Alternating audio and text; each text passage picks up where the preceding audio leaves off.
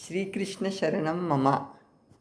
I am Nanda telling you about Varai mantras to recite daily for happiness, peace and prosperity. Om Shreem Reem Kleem Karuna Sagari. Om Shri Mahavarayi Padmapadam Namostute. Shreem Mahavarayi Paimam Rakshamam. Narpavi Om Shri Vajra Varai Devya Namaha. Om Ringkara Bhuneshwariyai Namaha. Om Simharuda Varai Namaha. Vajrasena Vakratunda Devasena Varai Bhavati Bhava.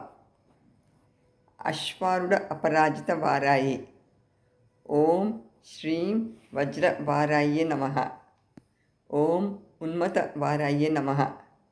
Om Atishaya Karya Siddhidai Namaha. Bhakta Manoradha Sarva Phalaprada Shivarai Shimatre Namaha.